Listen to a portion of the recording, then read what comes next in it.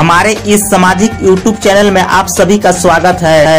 पद्मश्री से सम्मानित डॉक्टर रत्नापा भरमापा कुम्हार की 116वीं जयंती देश के विभिन्न राज्यों में बड़े ही धूमधाम से मनाई गई। दिनांक 15 सितंबर 2025 पद्मश्री संविधान निर्मात्री सभा सदस्य, देशभक्त, प्रथम सांसद, स्वतंत्रता सेनानी, केंद्रीय मंत्री डॉक्टर रत्नापा कुम्हार की 116वीं जयंती देश के विभिन्न राज्यों के लोगों ने, समाज के बुद्धिजीवी, सामाजिक शिक्षाविद लोगों ने बड़े ही धूमधाम से मनाई गई। देश के प्रजापति समाज के सामाजिक संगठनों ने पद्मश्री डॉक्टर रत्नापा भरमापा कुम्हार की 116वीं जयंती बड़े ही धूमधाम से मनाए। वहीं देखा जाए तो 15 सितंबर 2025 को उत्तर प्रदेश के अखिल भारतीय प्रजापति कुंभकार महासभा फोरम शाखा हमीरपुर के तत्वाधान में महान स्वतंत्रता संग्राम सेनानी, संविधान सभा समिति के सदस्य, पद्मश्री परम पूज्य रत्नापा कुम्हार जी के 116वीं जयंती पर ज्योतिराव विद्या मंदिर, बेलाही बाजार, डेयरी रोड, स्वरूप पैलेस के आगे, भरुआ, सुमेरपुर, हमीरपुर में सामाजिक कार्यकर्ता संगठन के संरक्षक गंगा दिन शिक्षक की अध्यक्षता में मुख्य अतिथि के रूप में माननीय राष्ट्रीय अध्यक्ष रामपाल प्रजापति, मुख्य वक्ता माननीय पूर्व प्रत्याशी हमीरपुर राम प्रकाश प्रजापति, विशिष्ट अतिथि माननीय प्रदेश महामंत्री प्रजापति आलोक दक्ष रहे। इस जयंती कार्यक्रम का कुशल संचालन शानदार जिला अध्यक्ष हमीरपुर ई राजा भैया प्रजापति ने किए।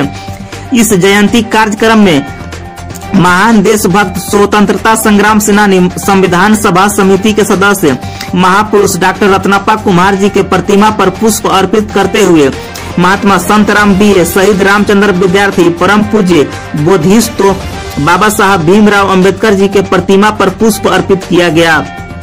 इस जयंती कार्यक्रम में राष्ट्रीय अध्यक्ष रामपाल प्रजापति ने डॉक्टर रत्नापा कुम्हार जी के जीवन पर प्रकाश डालते हुए बताया कि डॉक्टर रत्नापा कुम्हार ने समाज का गौरव बढ़ाने के साथ साथ पूरे देश में करोड़ों समाज के हक अधिकारों से वंचित लोगों के बाबा साहब भीमराव अंबेडकर जी के साथ मिलकर मजबूत व्यवस्था देने का काम किए हैं, जिसमें देश के हर वर्ग की समृद्धि, विकास, राष्ट्र निर्माण की बुनियादी को मजबूत करने का काम किया है। सामाजिक समरता, शैक्षिक, आर्थिक विकास को बढ़ावा दिया गया है।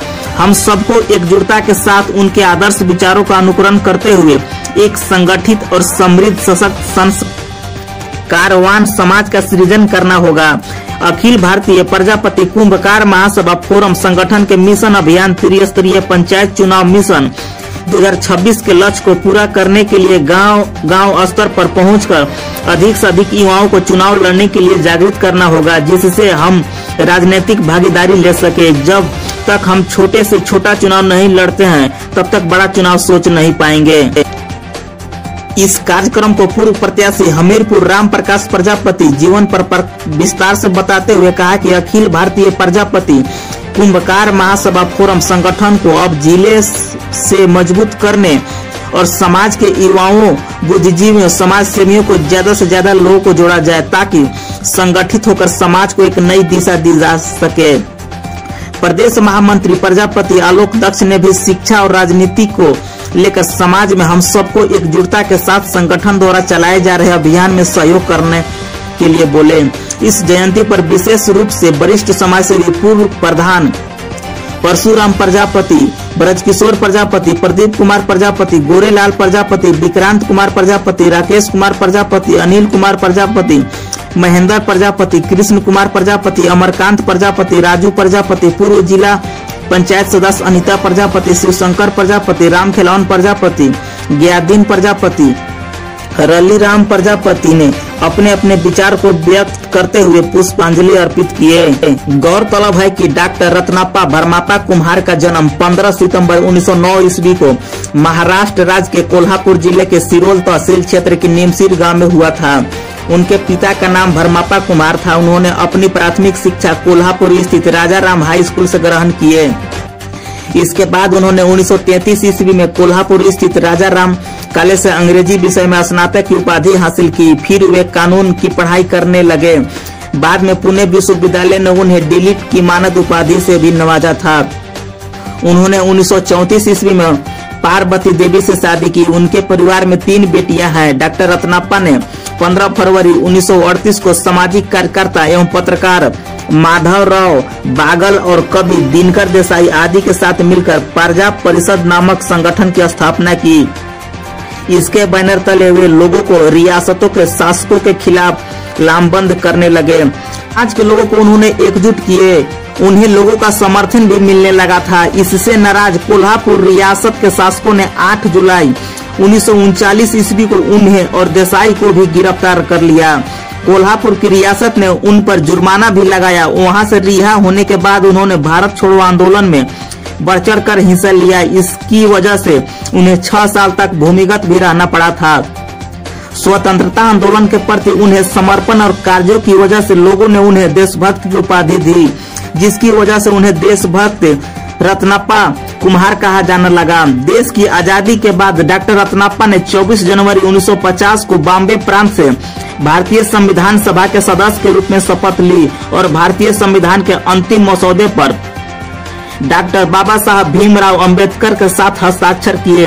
1952 में डॉक्टर रत्नप्पा कुम्हार को कांग्रेस पार्टी से लोकसभा सांसद निर्वाचित हुए। 1955 में उन्होंने हथनांगल तहसील क्षेत्र से पंचगंगा सहकारी चीनी उद्योग की स्थापना की। उन्होंने महाराष्ट्र में सहकारिता आंदोलन और शिक्षा के क्षेत्र में भी महत्वपूर्ण भूमिका निभाई। आज के लोगों को उन्होंने एकजुट किए, उन्हें लोगों का समर्थन भी मिलने लगा था। इससे नाराज कोल्हापुर रियासत के शासकों ने 8 जुलाई 1939 ईस्वी को उन्हें और देसाई को भी गिरफ्तार कर लिया। कोल्हापुर की रियासत ने उन पर जुर्माना भी लगाया। वहां से रिहा होने के बाद उन्होंने भारत छोड़ो आंदोलन में बढ़ चढ़ कर हिस्सा लिया। इसकी वजह से उन्हें 6 साल तक भूमिगत भी रहना पड़ा था। स्वतंत्रता आंदोलन के प्रति उन्हें समर्पण और कार्यों की वजह से लोगों ने उन्हें देशभक्त की उपाधि दी, जिसकी वजह से उन्हें देशभक्त रत्नप्पा कुम्हार कहा जाने लगा। देश की आजादी के बाद डॉक्टर रत्नप्पा ने 24 जनवरी 1950 को बॉम्बे प्रांत से भारतीय संविधान सभा के सदस्य के रूप में शपथ ली और भारतीय संविधान के अंतिम मसौदे पर डॉक्टर बाबा साहब भीमराव अंबेडकर के साथ हस्ताक्षर किए। 1952 में डॉक्टर रत्नप्पा कुम्हार को कांग्रेस पार्टी से लोकसभा सांसद निर्वाचित हुए। 1955 में उन्होंने हथनांगल तहसील क्षेत्र से पंचगंगा सहकारी चीनी उद्योग की स्थापना की। उन्होंने महाराष्ट्र में सहकारिता आंदोलन और शिक्षा के क्षेत्र में भी महत्वपूर्ण भूमिका निभाई। देशभक्त रत्नप्पा कुम्हार ने 1933 में शाहजीला कॉलेज, 1955 में पंचगंगा कोऑपरेटिव शुगर फैक्ट्री, 1957 में डॉक्टर रत्नप्पा कुम्हार कॉलेज ऑफ कॉमर्स, 1960 में दादा साहेब मदगम हाई स्कूल, 1961 में नव महाराष्ट्र कोऑपरेटिव प्रिंटिंग एवं पब्लिकेशन सोसाइटी लिमिटेड, 1963 में कोल्हापुर जनता सेंट्रल कोऑपरेटिव कंज्यूमर स्टोर्स, 1963 में रत्नदीप हाई स्कूल इचल करांजी, 1968 में कोल्हापुर जिला संतकारी बिनाकारी सहकारी सूत निगरानी लिमिटेड, 1971 में night college of arts and commerce Kolhapur और 1975 में कोल्हापुर एल्यूमिना इंडस्ट्री 1975 की स्थापना की। इच करंजी निवासी देशभक्त डॉक्टर रत्नप्पा कुम्हार महाराष्ट्र विधानसभा में सिरोल विधान परिषद सीट से करीब 28 साल तक विधायक रहे। वह 1962 से 1982 तक लगातार 20 साल तक विधान परिषद सिरोल का प्रतिनिधित्व किया। चुनाव हारने के बाद भी हालांकि समाज सेवा के क्षेत्र में उन्हें योगदान के लिए भारत सरकार ने 1985 में उन्हें पद्मश्री अवार्ड से नवाजा। वह 1990 में एक बार फिर से सिरोल विधानसभा से निर्वाचित हुए और अपने मृत्यु तक विधायक रहे। उनकी मृत्यु 23 दिसंबर 1998 को हार्ट अटैक की वजह से हो गई थी। आज के समय में देखा जाए तो पद्मश्री डॉक्टर रत्नप्पा कुम्हार संविधान निर्मात्री सभा सदस्य, स्वतंत्रता सेनानी, देशभक्त, प्रथम सांसद का जयंती देश भर के विभिन्न राज्यों के विभिन्न क्षेत्रों में सामाजिक संगठन के लोग, शिक्षाविद और समाज के लोग मना रहे हैं। यह बहुत ही अच्छा बात है, लेकिन गौर करने वाली बात यह है कि उनके बताए हुए रास्ते, उनके बताए हुए विचार पर हम सभी लोगों को अमल करना होगा और समाज के लोगों को एकजुट करना होगा। आप इसी प्रकार से अपने आसपास के खबर और सामाजिक खबर को देखना चाहते हैं तो हमारे इस सामाजिक YouTube चैनल को अधिक से अधिक सब्सक्राइब, लाइक करें एवं इस सामाजिक YouTube चैनल को समाज के दूसरे लोग के पास शेयर करें ताकि आप सभी का आवाज बुलंद हो सके। धन्यवाद।